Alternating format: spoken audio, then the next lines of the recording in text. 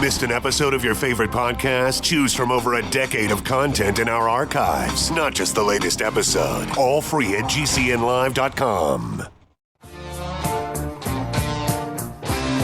This is your call to action.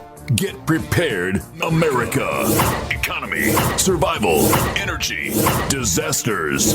This is USAPrepares.com. Informative radio, educational radio. Interact now by emailing instructor@USAPrepares.com or text at 434-390-7953. Class, please take your seats.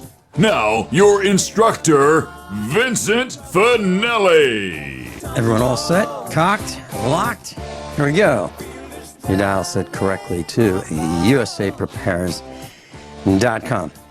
Today, we're going to be talking about extreme tax deductions, secret tax deductions, and starting your own business and how to take those tax deductions. And first, I have a special favor to ask all of you in class. If you pray. I was talking to one of our instructors last night, George Wheelock, Major George Wheelock, and he told me that the end is, he's at the end stage. He has stage 4 cancer. He's had multiple operations on his brain, and the prognosis is bleak. So we are asking for a miracle, nothing short of a miracle for Major George Wheelock, retired. If you pray, would you do me a special favor and consider adding Major George Wheelock to your prayers? Thank you, class. Today, Part 4 and Part 5. Hour number 1, Part 4, Extreme Tax Deductions, Secret Tax Deductions, and starting your own home-based business. And hour number 2 will be Part 5. And I'd like to put forth a disclaimer that all of the statements that I made are based on life experiences, what others have experienced firsthand. They contain my opinions. Proceed at your own risk. Don't believe anything I say. Do your own research. And consider this class entertainment. Now, if you are not willing to defend yourself and your wealth and what you've worked so hard for, if you're not willing to do that, do not attempt anything that you hear in this class, okay? This only applies to those in class who are willing to defend their position, their tax filing information. That means that you have to have really good records, and it has to be above board and honest. Okay, so that's where we are now. Marty Barrett's with us. She's a college instructor, has been for a couple decades. She's back for Part 4 and 5 today, and we're going to be talking about these deductions and the business use of your home. I've known Marty for, well, Marty, what would you say, 45, 46, 47 years? Fortunately. That makes it sound awfully old. Seasoned. We're pretty seasoned. Okay, Marty, do you have any questions for me based on what we've talked about so far? You're considering starting your home-based business. You are a college instructor. Your home-based business will be one of tutoring students, and they come in all ages. And we've mentioned some tax deductions that some people might think are extreme. Some people have even posted on the internet that you cannot take these deductions, and I say hogwash, absolute hogwash. You can. I know people who have, and they are all bona fide if they truly relate to your business. Now, if you make them up, and like you talked about a dog, I think you found some research that said you cannot deduct your dog. Yeah, publication 17 said that. Yeah. Well, I'm saying that if the dog is an integral part of your security system, you can. Let me give you an example. I know a guy who has actually I know 3 guys who have gold and silver businesses. They're in the precious metals business. Okay?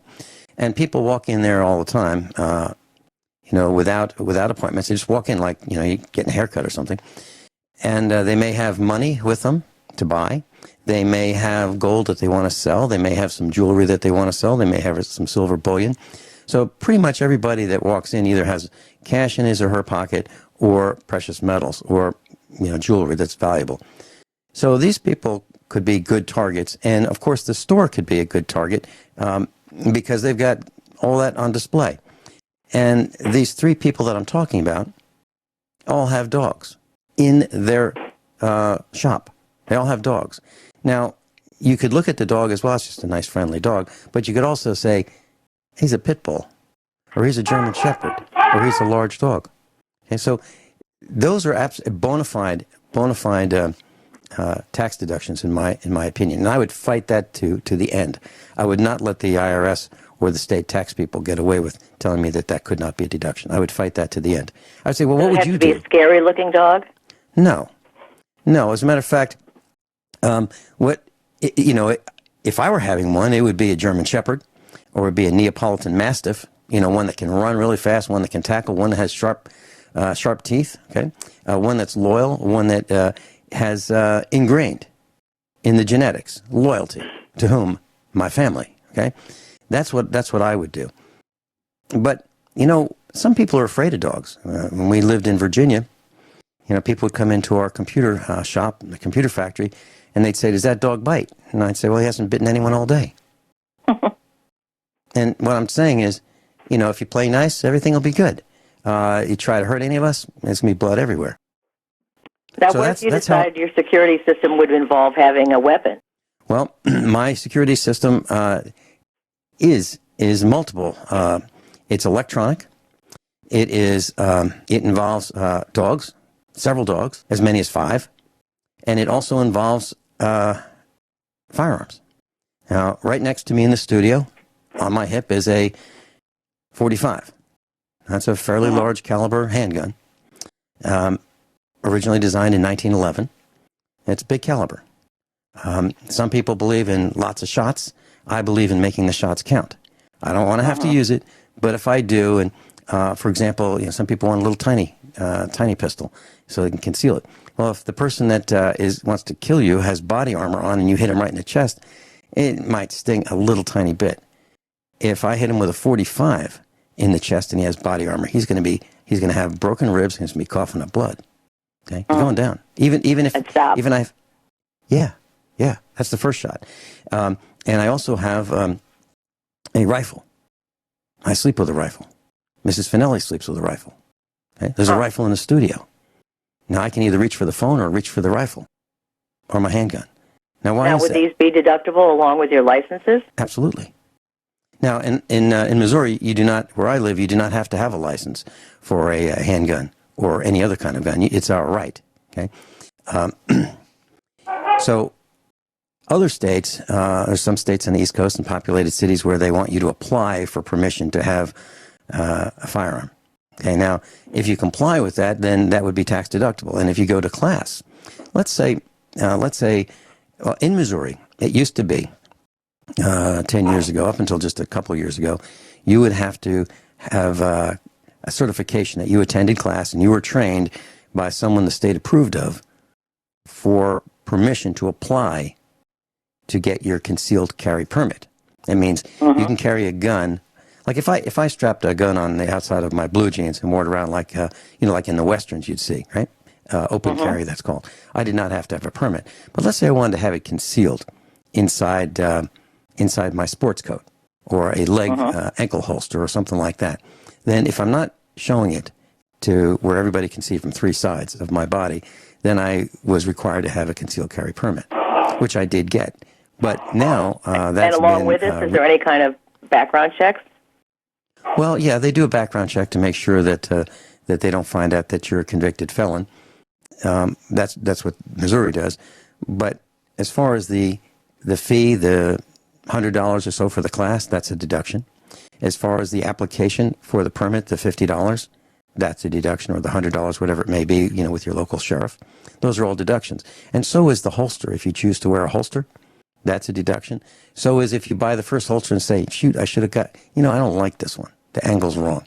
And I should have gotten a black one instead of a brown one. Well, get the next one and try to get the right one the first time. But if you don't, now they're both deductions. And so are the cartridges. Itself. And the gun itself. Yep. Now, what would be considered reasonable? I mean, what if you had several guns? I do. Would that be all reasonable deductions? To me, sure. Sure, okay. Because I may want to have I may want to have 2 with me. I may want to have a small one, as a backup. That's what the police do. I'm just following their lead. If they think it's important to have a small gun on their ankle, I may want to do that too. Or I may want to have one in my pocket. But I want my first one, where I can reach it very quickly. So let's say I buy a small one. I go, you know what? I really don't like this. But I also don't want to sell it because now it may be attributed to me. If I were to buy it new, now the serial number of that handgun is attributed to me. So I may say, well, it was $450. That was a dumb thing to do, but I don't want anybody else to have that number because it could come back to me. So to prevent that hassle, I'll just keep it. So now that's another mistake. And that $450 plus the trip to go buy it, plus the cartridges I use to test it out and make sure, actually, oh, geez, I don't like it. Those are all expenses against the business. So what if so you wouldn't want to buy a used gun either because it could have had a past that would be attributed now to you? Excellent question, Marty. I have bought used guns, and I like buying used guns. Why? Because they're not attributed to me, and they don't have to be. In the state of Missouri, if I choose to buy, I'll tell you what. Let's hold this thought. We've got Jay in Missouri. He's a truck driver, and Jay in Missouri. Welcome. You're on with Marty Barrett. By the way, Jay, thank you for calling. You called before, and I believe you had a compliment for Marty Barrett. Yeah, I was, very. I really like the questions that you were asking about taxes, and like I said, I had told Vince I had been a business owner before. I started with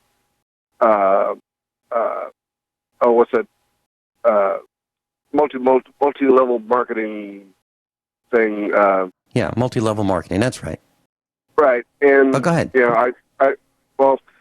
I don't mean to get off on the subject you're talking about, but you were talking a while back about one of your instructors. He he had a whole bunch of police officers show up at his house early at night or late at night, and he showed up. He answered the door, and he had his gun in his hand, and the officers told him to drop it, and he wouldn't drop it. Tell you what, Jay, let's save that for another day. Call back another day, and we'll be glad to address that in depth. Marty Barrett's with us, and we're talking about her startup business, the tutoring business for college students. And so, Marty, we were talking about firearms, and we were talking about purchasing a used firearm. And I said, yeah, that makes sense to me. I've done it in the past. If you go to a gun show, they call it a gun show loophole. It's not a loophole. It's a legitimate reason for someone to buy and sell something. So, for example, you can go to a flea market. You can go to a swap meet. They have swap meets out here in Missouri. And what that is where people bring their pickup trucks or fill the trunks of the cars with things that they want to sell, and they rent space. They'll rent maybe a table or bring their own table. And for $10 or so, they may be able to get, Saturday and Sunday's worth of 10 feet by 10 feet of dirt, and they sell whatever it is that they would sell at a yard sale. And they may want to sell personal possessions. They may want to sell a small refrigerator. They may want to sell their, TVs. They may want to sell a handgun. Whatever it is, it's personal property. And in Missouri, I'm not saying you can always sell at these flea markets, but you can sell personal property, and that includes guns. So if you live in Missouri and I live in Missouri, and I have a for sale sign on my handgun, and you say, well, I'm interested in that. Can I see it? And I go, sure. And you say, how much do I want for it? And I mention a price, and you go, wow, okay. Is there anything illegal about me buying this from you? And I say, no. You say, okay. Okay, if you assure me that it's not stolen property, if you assure me that it's yours, I like it, and here's the money. Do you have to register it then? No, not in Missouri. Oh. Nope, not unless it's a machine gun. Nope. I guess that wouldn't be a logical deduction anyway, a machine gun. Well, it could be. It could be. I mean, you have to pay a tax, a special $200 tax on a Class 3 firearm like that, a one-time tax. Register that with the government. And if I decided that, I wanted a machine gun in the studio, and you can have small machine guns. I mean, they don't all have to be, truck mounted, but you can buy a small handheld one, an automatic rifle. Well, heck, if I decided that that's what I wanted to do, well, I deduct it. I would. I haven't, but I would. I like to make ammunition count. I don't like spraying ammunition. So if I had a target, let's say I took some paper. I bought a ream of paper and I put little dots in the center of it, and I started shooting that. And I said, well, that's pretty good, but I'd rather have something a little better, maybe pre-printed.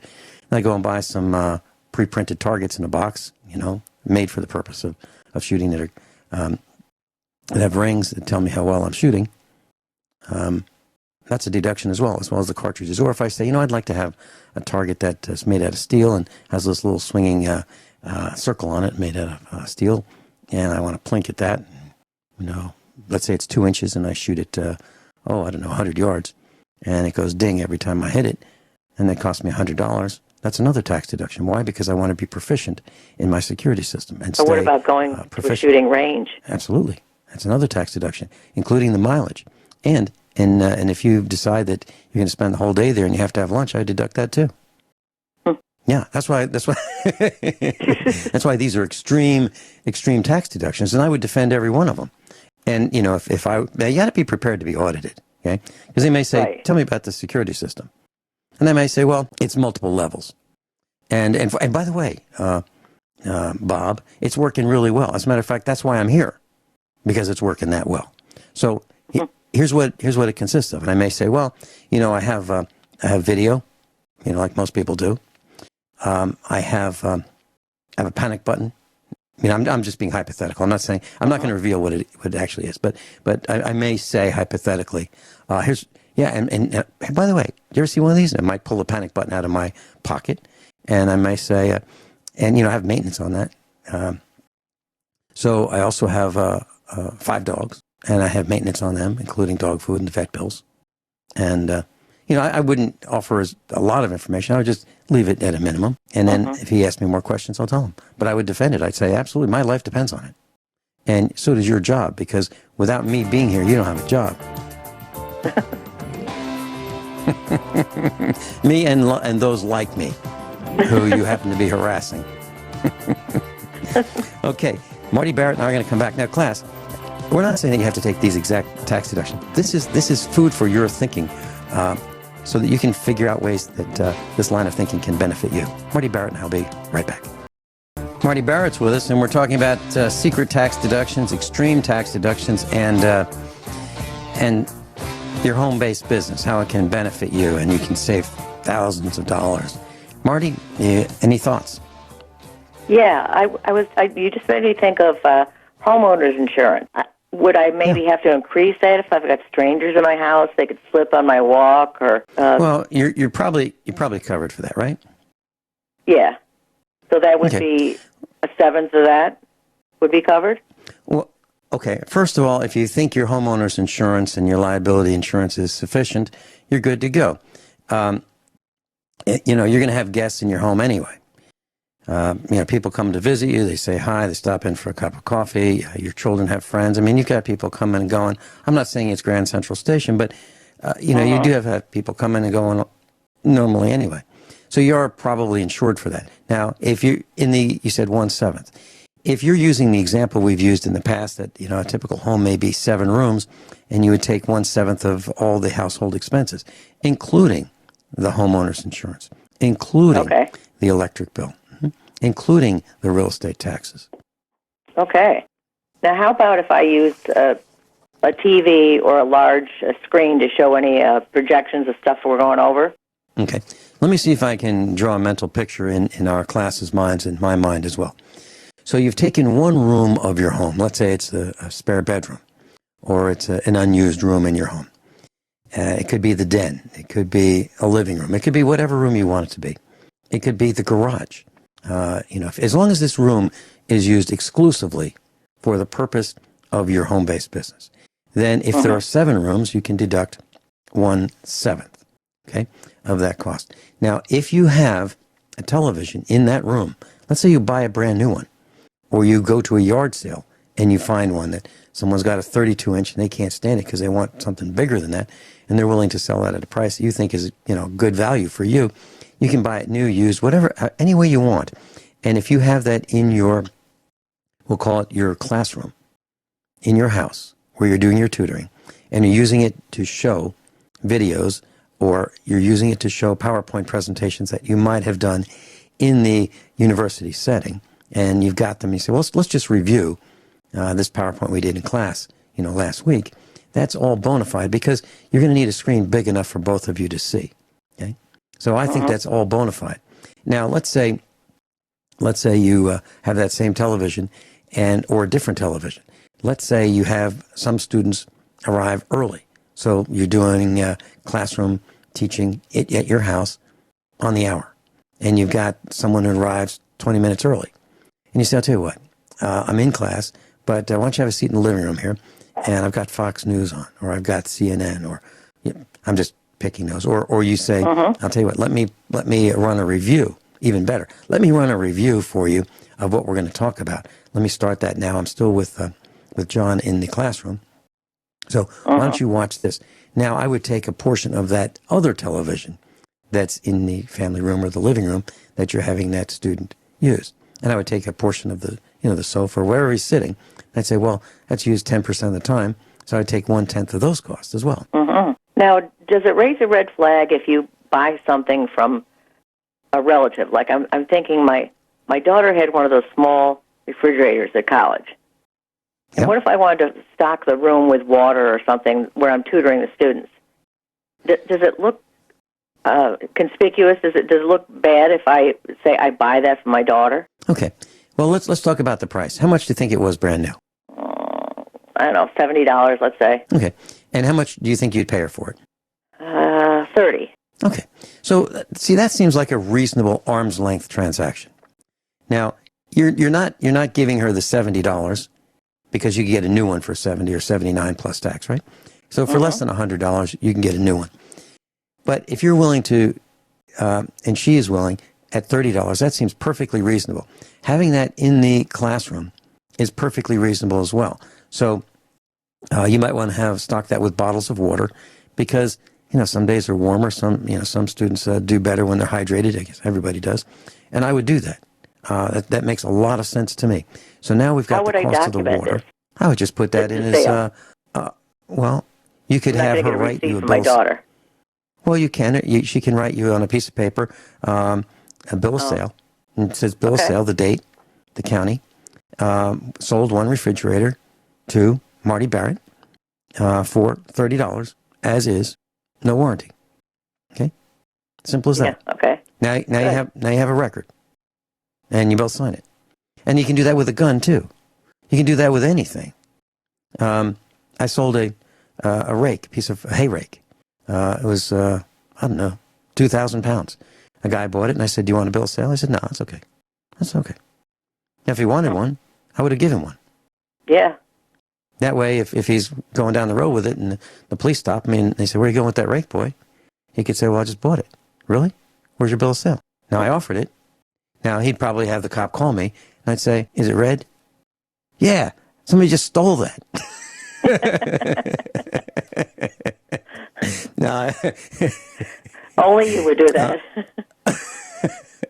Yeah, thanks for fighting it for me.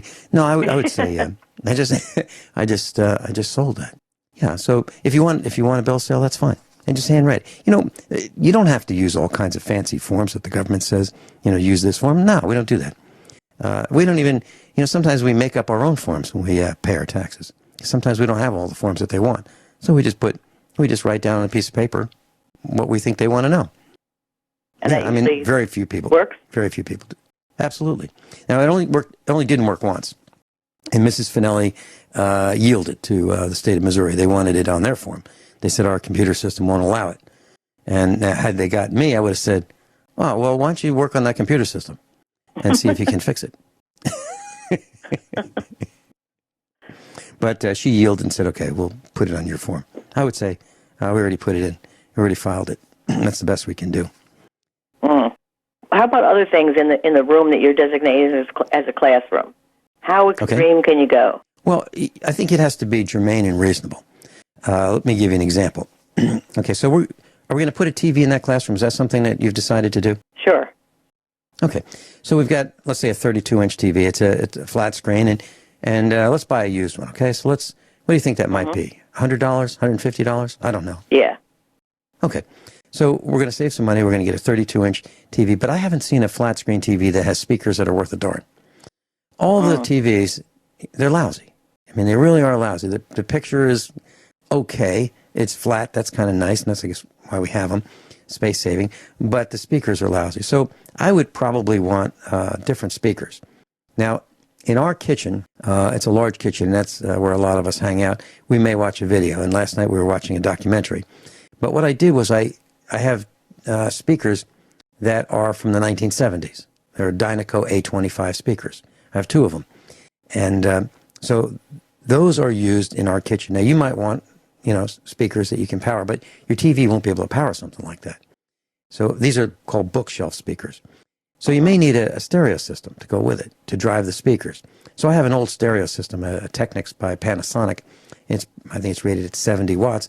I use it as a radio, and I use it as an amplifier, so the TV output gets plugged into the receiver. The receiver powers the speakers, and I can turn it up to whatever volume I want. So for me, if I bought a setup like that, maybe that stereo system would be $40 or $50. The speakers might be, or I could get equivalent speakers. Those are fairly expensive. They weren't when I bought them in the 70s, but equivalent speakers might be $100. So we might have $150 or so in the audio system. That seems reasonable to me. And what I would say to the auditor is, well, you must be much more of an expert than I am. What would you do? How would you solve this? What do you recommend? And whatever he's going to recommend is going to cost more, because I would have bought it used. Another thing that communications. One of the things that's going to be important for you is to separate your business from your personal life. So if you were to have a cell phone, you'd be on tap, as Dr. Norman Shealy says, on tap 24/7. And I don't think I like that too much. So at our farm, and I don't have a cell phone, at our farm, if someone wants to call me and I'm there, good, I can answer it. Unless their caller ID says blocked, or unavailable, then I don't answer it. And then they start talking, and they talk to the answering machine, which is another tax deduction. Okay? And it wasn't expensive. I think the whole setup, might have been $50 because I bought it at Sam's Club, and it looks like someone else bought it and said, no, I don't want it, and returned it. So I bought one of those markdown, discount or, units. New, but someone didn't want it, so it was opened. So, and I try to save money. I'm a really frugal guy, because I figure it's like this. I'd have to work really, really hard to earn a lot of money to waste it. Or I can, be a farmer and work really, really hard and be frugal. And I'm living the lifestyle that I like. I like being a farmer. And if I won the lottery, 20 minutes ago, I'd still be on the air. And if I won the lottery 20 minutes ago, nothing would change. I would still have an old bulldozer, a 35-year-old bulldozer. I'd still have a 21-year-old car. No changes, because that's a lifestyle that I have. And I don't think I'd make a lot of changes either, other than I might get somebody to upkeep the house, and I'd go out to dinner more often. That's about it. Okay. And so for the class, when you say upkeep the house, do you care to explain why you said that? Well, we're tired of painting and repairing and all that kind of stuff in the house. We'd like to pay someone to do that. Put on a new roof or whatever we need. Okay. If you get a new roof, then 1/7 of that repair is a tax deduction. Okay. Now, if you're re-roofing because you want to remodel and you want to change it from black to white or white to black or something like that, that's different. That would be an improvement, and that would be a 27.5-year depreciation item. So I wouldn't change the color for vanity purposes and for looks. I would only change it for as needed because it leaked, or our shingles were blowing off, or was gonna leak. Okay, Marty Barrett, and I'll be right back. This is part 4, Extreme Tax Deductions. We're teaching you how to think class. Marty Barrett's with us. And Marty, we talked about a telephone answering machine, like a landline answering machine. And you mentioned, repairs and maintenance on the house, and you want to get some things done. You want to hire that out. Well, let's say you were to you work at a university level, and you've got some students, and you may make an announcement in your class that you're looking for someone to do some painting, someone who has some experience. And it would cost less to have a college student do that painting than to hire a professional painter who might charge, $1,000 or more per room. So even if you hired a college student and you said, I'll tell you what, how much would you charge me to paint this room? And you have that student come over and they'll say, okay, I'd do it for $150. You say, okay, you know how to do it? Have you done it before? You have drop cloths? Oh, you need drop cloths? Okay. We'll provide the drop cloths and the brushes and the paint. You provide the labor, $150, done deal, this weekend, right? You can pay him $150, and, if it's that room that you're going to be using as your classroom, that is another tax deduction for that room. What about if I decide I need a sprinkler system for my whole house? Is that too extreme? Well, a sprinkler system might be considered an improvement, and that would probably be a 27.5-year depreciable item. You might be able to say, well, I'm going to deduct a seventh of that right away because that's in my classroom, and I don't allow smoking, and also in the family room because that's where some of the students are going to sit, and you tell them no smoking, but sometimes they don't pay attention. So for everybody's safety, I decided to do it. Now I'd be pushing the limits, so that's an iffy kind of a thing. But for 27.5-year depreciation, that would be fine. Okay. How about furniture for the room? Okay, tell me what you're talking about. What do you have in mind? A desk, a table with different chairs at it. One for me, movable chair for me, and standard chairs for the rest of the class. Okay. Well, sometimes banks have really good furniture, really durable, because people come and go a lot. And sometimes you can, and also hotels and motels, mostly hotels. And they liquidate them very inexpensively. But that doesn't matter. I'm just trying to provide a source. And there's also, the Restore, which is Habitat for Humanity. There's plenty of furniture available, even on Craigslist, even new. So if you decide that you need a desk so that maybe you and your student can sit side by side and look at the monitor, the 32-inch monitor that you just put up, that would be fine. Let's say you want to have a session, a cramming session, where you're getting students ready for a test, and there's going to be three students and you. So you need a desk for 4 people, 4 chairs. All of those are business expenses for your business. The chairs, the desks, the monitor, the power cord for the monitor, everything that relates to you teaching. The calculator, if you decide you want a desktop calculator and a desktop phone and the desktop answering machine, all of those things, the computer, whether it be a notebook, a laptop, or a standalone computer, whether it be a Mac or a PC, all those things are deductible for your business. Now, what if I use things in the kitchen, like a coffee maker? Okay. Well, if you're going to serve coffee, that's kind of what we do. People will come to our home, and they'll just show up, and we'll say, would you like a cup of coffee? And they'd say, sure. Now, if that's part of my business, then I can deduct part of that coffee maker. If I only use that coffee maker, let's say I have a white coffee maker for us, and another coffee maker that's a different color, maybe a black one, for our guests, I could deduct the one for our guests. And what I'm saying, the reason I used white and black is just to differentiate. I've got 2 of them, okay, and I could deduct the cost of the coffee maker for the guests, and the coffee mugs. If I buy coffee mugs, I can deduct the cost for them too, and the coffee. And the electricity, and the coffee filters. It's endless. It's absolutely endless. And let's say, Marty, I think that my guests would like popcorn. Since you have young students that come in, or will be coming in, you might want to say, I had some popcorn. You guys like popcorn? Just made it this morning. Popcorn maker, if you decide that that's what you want to use for your business, go ahead. We're going to be right back. Marty Barrett's with us. We're talking about extreme tax deductions, and we might even talk a little bit more about real estate taxes. Coming up next, USA Prepares. I'm Vin Finelli. Class, please take your seats. Now, your instructor, Vincent Finelli. Everyone all set? Cocked, locked? Here we go, hour number 2 of USAPrepares.com. Marty Barrett's with it. with us. Mackenzie's engineering the broadcast in Minnesota. Thank you, Mackenzie.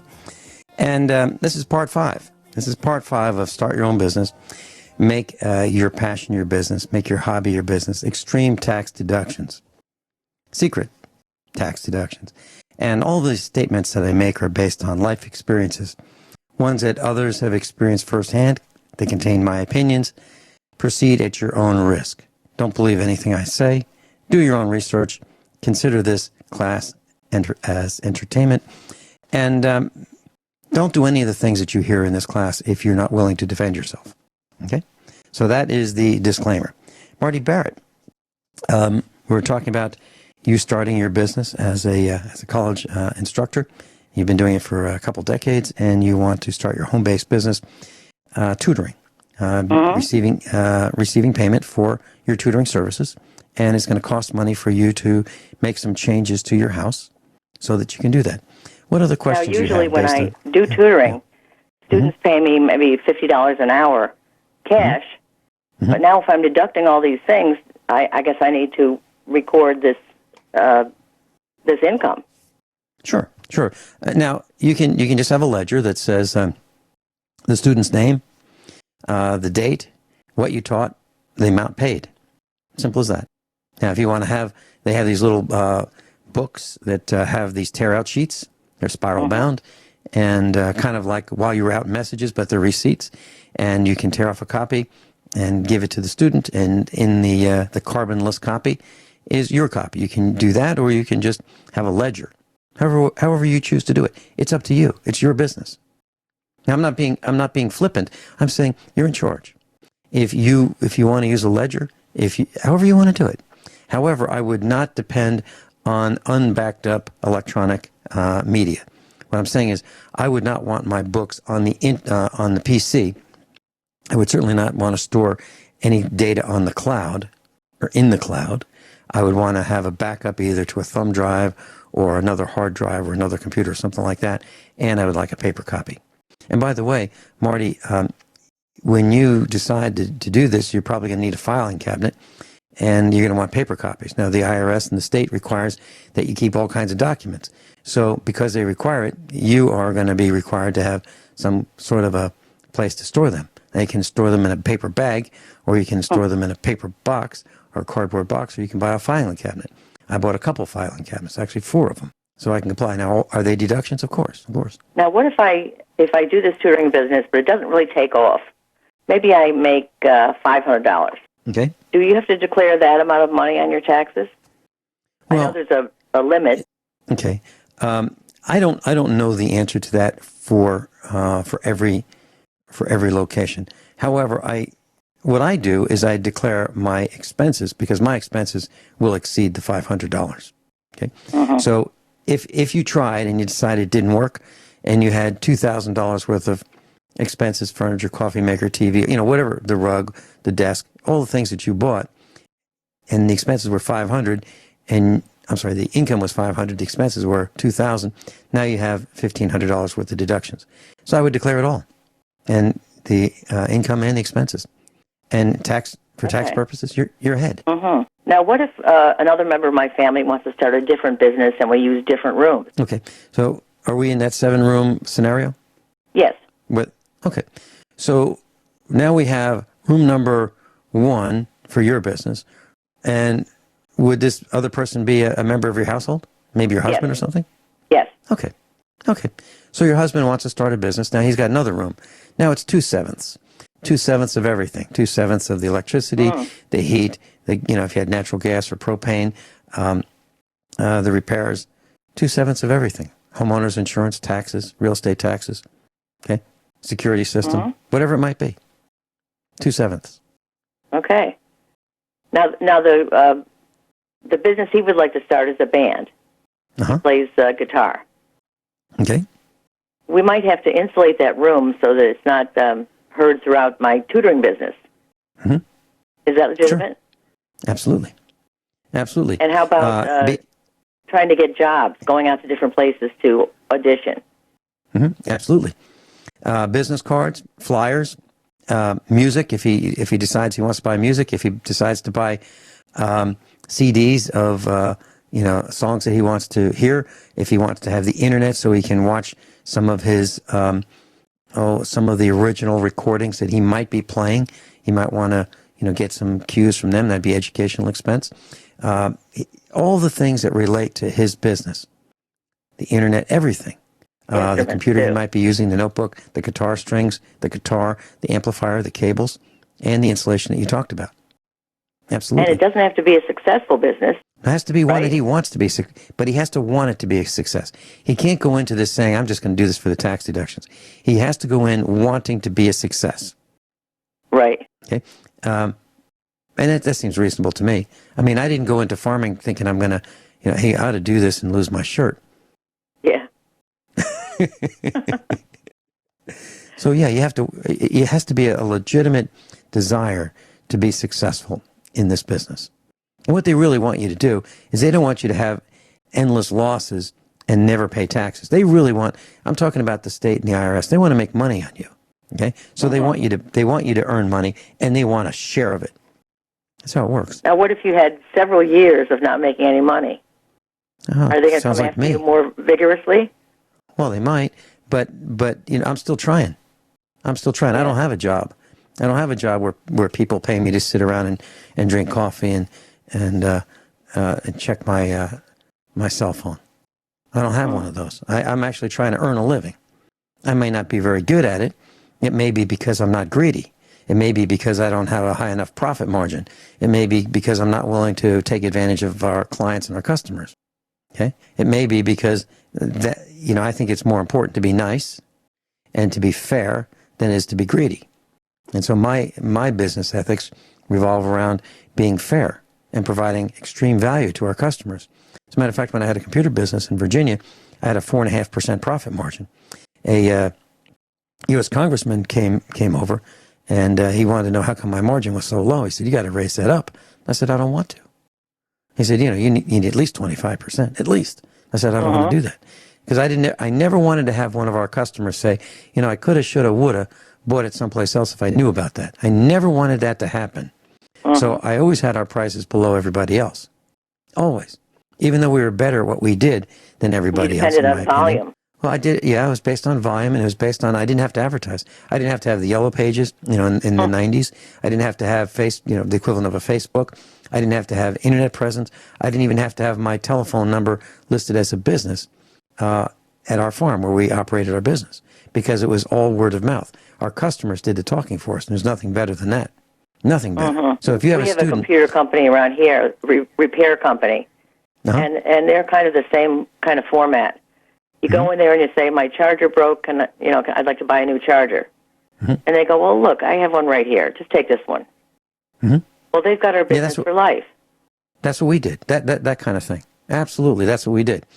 And for Christmas, when people would bring in their computers, during December, they'd bring in their computers and they'd say, "Geez, it's not working," or "Can you change the software, or can you update it, or can you delete some files," or whatever they wanted. We'd say, "Okay." And they'd come to pick it up, and we'd say, "Here it is." And they'd say, "Well, I didn't get an invoice." And I said, "Well, yeah, it's December, and we don't charge for labor in December." Aww. It's our way of saying thank you. Nobody could believe it. Jeez. Yeah. Well, it's the same kind of thing that you're talking about. Yeah. Fair practice and caring about your customers. Absolutely. Absolutely. And then you don't have to worry about getting shot in the back because you ripped somebody off. Yeah, it's true. Definitely. You have any other thoughts, questions? Let's see. How about stuff like sewer, water, garbage collection, all that kind of stuff is okay too? 1/7. 1/7, or in your case, if your husband fires up his band business, 1/7 for him and 1/7 for you. 2/7. Now we're talking about real money, right? Yeah. And software that we both need. Yeah. He needs to develop a website. Okay. I need to probably use Dragon and a headset to do my work. Those are all legitimate costs, right? Absolutely. Absolutely. Now, if he uses, let's say he decides to use Dragon, naturally speaking. I have a copy of that here in the studio. A tax deduction for me. If he decides to use it first, and then you go, "I'd like to use it." Well, you can't take the cost of that twice. You can only take it once. Okay? Right. Unless you buy 2 copies. Right. Now, if it's licensed so that you have to buy 2 copies, then you can take the cost from both of them. But if you're sharing a copy with him, then no, you can't. Okay, and if you share the headphones, and I probably would if I were you, I'd cut down. I'm not talking about wasting money. So if you can share the same headset, I would do that. And what's that? and it's only, you can't deduct twice for the same thing. Yeah, right. How about if I had a business that I might be worried about lawsuits or something? Mm-hmm. Like maybe I'm translating documents into another language. Mm-hmm. And I hire a lawyer to help me out with setting up those parameters. Mm-hmm. Legitimate, right? Mm-hmm. Yeah, and first of all, I want to tell you that I'm allergic to lawyers. But, lawyers are people who are genetically inclined to argue. And then they go to school to learn how to do it more efficiently. So I try to avoid lawyers at all costs. But if you feel that you need one, the cost of your legal advice is a tax deduction for your business. Absolutely no question about it. Marty Barrett and I'll be right back. We're talking about home-based businesses and extreme tax deductions, a way of thinking. We'll call them secret tax deductions. We'll be right back. Marty, I think we have some of our students scratching their heads saying, wow, I didn't know you could do this. Wow, I didn't know this was legal. Wow. I have another question for you. You keep bringing up more and more things. Yeah. Now, obviously, these documents I'm keeping are very important. Mm-hmm. Would you recommend me keeping them in a safe deposit box at the bank or a fireproof container at my own home? Or how would you keep them since they're so imperative if you get audited? Okay. Well, I have an allergy. I've got several allergies. One is I'm allergic to lawyers, and I'm allergic to safety deposit boxes. I'm allergic to not having whatever it is I own under my control. And what I mean by that is, let's say you've decided that these documents, or even some of your assets, or even let's say the business was a precious metals business or a jewelry business, and you thought, well, you know what, I better not keep this stuff at home because it could get stolen, and I'll put it in a safety deposit box. Well, when Franklin Delano Roosevelt was president, he signed an executive order number 6102 in 1933, which required Americans to surrender much of their gold to the government. Okay, you could keep 5 ounces, but there are articles on the internet that say that when this was implemented, the Gold Reserve Act of 1934, which is what it was called, or part of this was the Gold Reserve Act of 1934, required an IRS agent or a government agent to be with you when you opened your safety deposit box so they could see if you had any gold in it. And then they confiscated. Well, actually, they forced you at the muzzle of a gun, meaning you'd be threatened with 10 years in prison and a $10,000 fine if you didn't surrender all your gold that was bullion, even if it was denominated in U.S. dollars. If you didn't surrender all of it, more than over 5 ounces, to the government, then you could be jailed for 10 years and face a $10,000 fine, which was pretty big back in 1934. It's big right now in terms of $10,000. Is it still the case? And well, no, you can own gold. You can own gold. You can own silver. However, what I'm saying is, I am not going to have any of my, we'll call them valuables, whether they're documents, whether they're physical, tangible items, whether it's gold, silver, whatever it is, a handgun, it's not going in a safety deposit box. It's going in my control, because I do not want to hire somebody I hardly know, pay them rent to have my items stored in a place where I can't get it 24/7. Okay, where I have to ask them for permission to get my items. I'm not going to do it. So what would I do? If a safety deposit box is $35 a month or something like that, after a year, you're $400. Well, for $500, you can buy an old antique safe. This is one of those things that weighs 500 pounds. It's on wheels. It probably costs $200 to get it delivered if you find it. If you find one, it's got a combination you have lock. This? Yeah. Wow. Yeah, it's concrete lined. It's the size of, if you looked at a large refrigerator today, like a side by side, and you measure it halfway up vertically, that's how big it is. It would be the volume of the lower half of that refrigerator. Wow. So it's a little taller than a desk. It's like 3 feet wide, 3 feet deep. It's concrete lined. It's so heavy that, it's got cast iron wheels. It was made around 1890. And they were common. Businesses had them. Where did you find this? That's where they'd keep. Oh, I found it at an antique place. Guy wanted to get rid of it. It was $500. Yeah. It was really tough to get in the truck, and it was really tough to get it out. But fortunately, we had a tractor. But, there are delivery services that have lift gates. And they'll back up to it where the lift on the back of the truck will lower to the ground. And a couple guys will wheel it on its wheels onto the lift gate. Then the lift will raise it up to the truck bed. And then they'll strap it in the truck, drive it off, bring it to you, and then lower it on the lift gate and then roll it in. Yeah. So, it's going to be an expense. It's going to be, I doubt it. I really doubt it. It'll take dynamite to open it. Wow. Well, what we do so far is a little less dramatic, but we have like a fireproof box with all our important papers in there, and we put it in a bag up in the attic that says children's clothes. No one's going to look at that. Well, keep this in mind, okay? If there's a fire, that attic is going to be the hottest spot, okay? Because the flames are going to rise. So you might want to keep it someplace else. You might want to cut open a hole in the floor. And so bottom line is whatever you want to keep that's important to you, keep it in a fireproof container. Plus, I want to thank you all for being in class today. And Marty, of course, thanks for spending, this will be 5 hours learning about starting your business. And I want to thank you personally for being with us. Not that we're done. I just want to say thank you for spending the time with us. I'm time learning you a cannot lot. Get back. Oh, great. And every time we take a break, I come up with more questions. Now, great. You were talking about safety deposit boxes. Do you mean to say they could pass a law that says they get a certain percentage of what's in there and I'd have to give it up? Well, what they did in 1933 was pass a law that said if it was an executive order that if you didn't give it up, you'd be subject to criminal penalties, going to jail for up to 10 years and a $10,000 fine.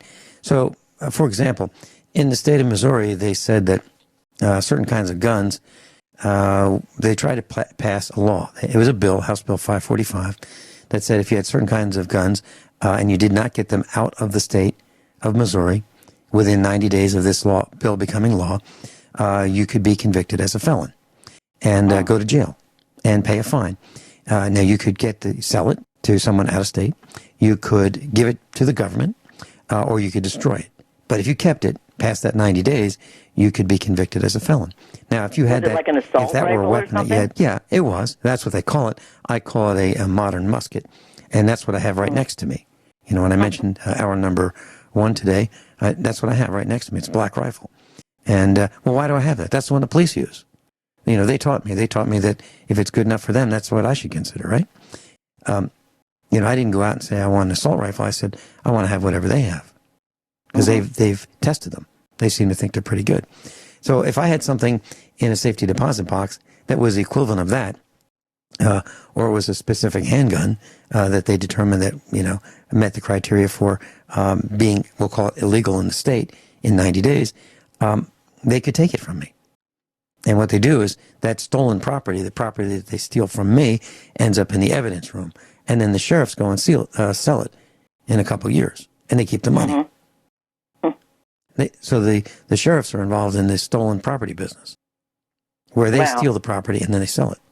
Yeah. So no safety deposit boxes. Now, you kind of touched on saving precious metals. Do you advocate that for anybody, like gold, silver, copper? Absolutely. In what form? Yeah, and mostly, I think my favorite is silver, and my favorite in silver is silver dollars, because they're easily recognized. Now, when your children have children, and maybe even their children, and you pass to them silver dollars, at some point, your children, or maybe your children's children, won't even see them in circulation at all. Actually, they're really hardly in circulation. Silver dollar may bring $20, $30, $40, $50, depending on condition and rarity. It can bring even more than that. It can bring hundreds and even thousands of dollars. So I recommend common silver dollars, Morgans and peace dollars in circulation. That had been circulated. And let's say they cost $20 a piece. You get 5 of them for $100. You buy them. You can buy them from an individual. You can buy them from a coin store. You can look up the values on the internet, pay a fair price for them, and then keep them.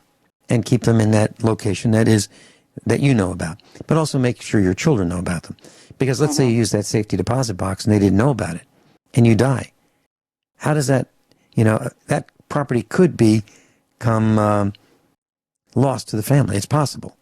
So make sure your children or whomever you trust in your family, blood relatives, know where you have your valuables so that should something happen to you, God forbid, they'll at least know where it is. We've started to label things, too, because something that they might sell at a garage sale for $25 might be valuable, and they're not going to recognize that. Right, might have sentimental value from a grandmother or great-grandmother, and it or might represent hardship in the family. Something silver-plated or something. Yeah, they might not know silver. the difference. Correct. Now, what about other types of coins? Do you collect other coins? I've got some. I've got a lot of interesting items. In the studio, I just reached across the studio desk. I have circa 1543. It's a German coin, and it's very interesting. I really don't want to describe it, but I have collectible. I thought I remembered something about pennies. Coins. Do you collect pennies? Well, yeah, pennies. If you look up, I went to the bank and I asked them if they had any pennies one day, and they said, "Yeah, how many would you like?" And I said, "Well, how many do you have?" And they said, "Well, got a couple rolls over here, maybe, half a box might have 10 rolls." And they said, "How many would you like?" And I said, 50,000. They said, "What are you gonna do with them?" And I really should have said, "It's none of your business." Yeah. But I said, "Well, I'm thinking about developing a penny arcade machine, and I don't know if I'm going to be able to do it, but I'm going to need a lot of pennies to test it out." So I got $500 worth of pennies, and they said they were going to charge me shipping on them. So in my best Columbo, I stood around and I backed up from the counter, and I looked around the ceiling, I looked around the walls, I looked at the front door, and it took me about a minute to do this. And I said, "I'm sorry. I thought this was a bank. I thought you had these kind. I didn't realize you charged for currency." And they said, "Well, if you can wait a couple of days till Wednesday or whatever day they get the normal shipment, we won't charge you for shipping." I said, "Well, that's good for me." Now, here's the deal. Pennies have about 2 cents worth of copper in them. So about a third to half of the pennies you get now in circulation are worth twice as much as the face value. So you can almost double your money on a third of the pennies if they're 1982 and older. So that's how that works. So I decided to buy 50,000 of them, and then I did it again. And the reason is I thought, well, if I ever have grandchildren, they probably, I could say, "You're not going to believe this, but we used to use these things." Yeah, I think they're going to be gone. And then I did the same thing with nickels. Yeah, nickels are all, they all have a specific percentage of nickel in them, in nickels. And who uses nickels anymore, right? So I bought $500 worth of nickels. Now, if you do this, you're going to need a hand truck to get them out of the bank. Literally. These are heavy. Literally. And when I got all these pennies, the truck was leaning on the side that I put the pennies in. I'm not exaggerating. Now, people are going to look at you when you're wheeling currency out of the bank. That's what I'm laughing at. I'm just picturing that scene. Well, okay, so I've got this hand truck, and it holds 350 pounds, and it's got pneumatic tires, and I put air in them before I went to the bank. But the weight was so heavy, they were screeching, the rubber screeching, kind of like peeling out on a car as I went across the floor in the bank. It was like a concrete type floor, and it was kind of squealing, not like I was trying to do it, but it was making this noise, and the customers were coming in there looking at me, and I said, "Well, I got to pay some bills, and I'm going to need this to pay some bills." They kind of laughed. I mean, nobody does that, right? But and no one's going to take them from you. Oh, you've known me for no, absolutely not. No one's going to steal pennies. It's too hard. Yeah. If stealing $500 worth of pennies is a big job. Yeah, it's a real big job. It takes 3 people to do it. So you recommend saving precious metals? Yeah, and I like common stuff. I don't like, the high-end numismatics. I don't like that because there's a risk in there. But there's not too much risk in bullion.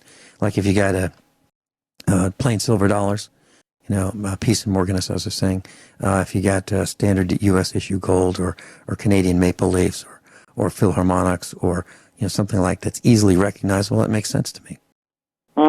Now, I would not look at it as investment. I would look at it as preserving wealth, preserving wealth, and passing it on. And by the way, it's private. So let's say I were to have a 1 ounce of gold, and let's say I'm just going to pick a number. Let's say it's $1,500 an ounce. I can give that to a family member, and no one's going to know. It's just between me and that person. Right. It's private. It's absolutely private. There's no serial number attached to it. It's private. I could do the same thing with silver dollars. I could do the same thing with the pennies. They're not valuable in itself? Absolutely. Wow. You're talking about value in addition. Value in addition. Yeah, so it's a... Oh, well, here's what I did. Here's what I did. I went to eBay and I bought a machine, and I think it was about $30. And this machine can detect different weights of coins. Now, the zinc core pennies, the ones that are copper clad, copper wash on the outside, if you will, zinc on the inside, don't weigh the same amount. So you take some pennies, look at the 1982 and older, and just drop it on a countertop, listen to the sound of that, versus listen to one that's newer, 1983 and newer. They sound different. Well, I didn't want to look at them all, so I bought this little electronic device, and I can feed them into it, and it has two hoppers, one for one weight and one for the other weight. So it'll separate them for me. Then you look at all the good ones. Now, I can always, then look at all the good ones, because I know the zinc ones are worth nothing, except a penny. And here's the deal. Of the 50,000 pennies times 2, I can bring back the ones that are zinc that are, worth less than the face value of the penny. So the metal is worth less than a penny on the new ones. The metal, the copper, and the old ones is worth more than a penny, twice as much as a penny, 2 cents a piece. So I'll keep the old ones and bring back the new ones to the bank and say, can I get with some your hand truck? Different pennies? Right. Well, I'm going to need it. Yeah. That's great. I got lots of suggestions well, I haven't that way changed all that much, for myself. Okay, good. What else do you have in mind? I heard you mention one time that you knew someone in their 30s that was like an IT specialist. Yep. And could have a cubicle kind of job in the city, traffic, paid parking, all that kind of headache, or work from home. Yep. And obviously, from our previous discussions, I assume you think working from home is better. How much would that help somebody? Yeah. Okay. Here's that particular situation. As you said, IT professional, choice of 2 jobs: working at the office or working at home. And let's say the compensation was the same. Well, I had a chat with this young gal, and I said, "Well, how about how would you do this? Would you use your living room, your den, and maybe your dining room as your office?" And she said, "Yeah." And I said, "Well, that's like a third of the house. So instead of a seventh or 2/7, we're looking at 1/3 of the cost of the house, and the cost of the computer, and all the things that we talked about: desk, chairs, tables, rugs, everything, the paint, that all goes into it." I think our announcer's right. Instruction, that matters. That's what this is all about. Instruction that matters. Helping you think clearly. And pay attention to the rules and use the rules to your advantage. Marty Barrett's with us. Marty, what's next? Well, I think we've been missing a big portion of my money going out the window. Property taxes. Okay. I'm from another state, one that charges high property taxes. And I think mine are unreasonable, and I want to know how to go about challenging that. Okay. I've done that in the past. And I have a letter, by the way, I have a letter in front of me, 2017 Notice of Change in Valuation of Real Property. And names the county in Missouri. And it's got my name and my wife's name. And it says year 2016 assessed value of residential and agricultural values, total assessment. Then it does the same thing for 2017. And the total assessed change went up $480. So they're going to tax me on a valuation of $480 more. But the tax lady said, yeah, but that's only $20. It's $20 more. Now, what she doesn't realize, and by the way, I have an appointment this week. So I'm going to see her, and she said, will you be able to stay? And I said, oh, yeah, I'll be there all day. And so here's what I'm going to ask her. Oh, and I already told her that I'd like a line item list of every single dollar that they've assessed for everything. Every single item that went in. How much? I know what the total is because they told me on this document. But I'm going to ask them to prove this assessment. then I'm going to challenge it. Now, my taxes have only gone up $20, but that's not why I'm going, because it's going to take me 4 hours to get that $20. That's $5 an hour. That's crazy to spend that time. Yeah. I'm going after thousands of dollars. I'm going to lower my total assessment, not pay them $20 for the increase. I'm going to lower it. Whatever it is, it's going to end up being lower. Now, here's what happened to me in Virginia. Here's how this works. When I lived in Virginia, I got a notice of increased tax assessment, and I challenged it. And I said, "This is crazy." So I made the appointment, and they do this once a year. You can't go in anytime you want usually, but I went in, made the appointment, and I said, "So give me a line item. How does this all work?" And then pages and pages, and they said, "Okay, well, look at this. For example, you have a brick sidewalk leading from your house to your shop building." I said, "Yeah." And they said, "Well, there's a tax on that, because if you didn't have it, we wouldn't tax you for it." I said, "Okay, so how does that work?" And they said, "Well, brick is a little more expensive." "Than what?" "Than concrete." "Okay, how much more?" So then I found out that my brick walk costs more than a concrete walk. It was there when I bought the house. And my brick chimneys, which I had two, are more than, let's say, a steel chimney or a stainless steel chimney with a wooden chase around it. And that they assumed that if I had two chimneys, I'd have two fireplaces. And I only had one fireplace. No, I'm sorry, I had two fireplaces. So they taxed me for that. Now, I couldn't do anything about that. Right. But I challenged every single item so that I understood. And then we finally got to the land. And they said, well, open land and timber or woods. Open land means grass. Yeah, that'd be like a front yard. Timber would be woods. So I said, well, what's the difference? How do you make a differentiation between the value of timber versus grass? Now, I thought there'd be a difference. And they said, no, it's the same because, cows can eat grass and that's valuable and timber is valuable. So we assess them the same per acre. I said, okay. How about swamp? And they said, no, swamp's not worth as much. I said, so have you walked the property? And they said, no. And I said, well, I've got 7 acres of swamp. 7 acres of swamp. Now, they call that wetlands. That's a little more politically correct. I call it swamp. I want the price to go down. So to me, it's wet and it's swamp. Now, is it swamp? No. It's wet. But can I use it for grass? No, it's wet. So I got the valuation down significantly. Now, how long is that valuation down for? Forever. So when I ended up selling the property, the guy who bought it from me benefited from the decreased valuation of the land portion of the assessment. Wow. So what you have to do, and here's what I'm going to do. I have a more suburban property, but I need help. Okay. Well, we can. Marty, are you going to be available for some more of this? I mean, we thought, what do we think? We could do this in an hour? Yeah. I guess not. Really? Are you available on the 14th? I am. Available on the 14th? Yes, I am. Let's continue on the 14th, and we'll talk more about it. We'll talk more about it. Hey, did you fire Joe yet? Did you fire Joe? Almost. Hey, Marty, thanks so much. I'll see you on the 14th. Okay. And that'll be part 6 of Extreme Tax Deductions.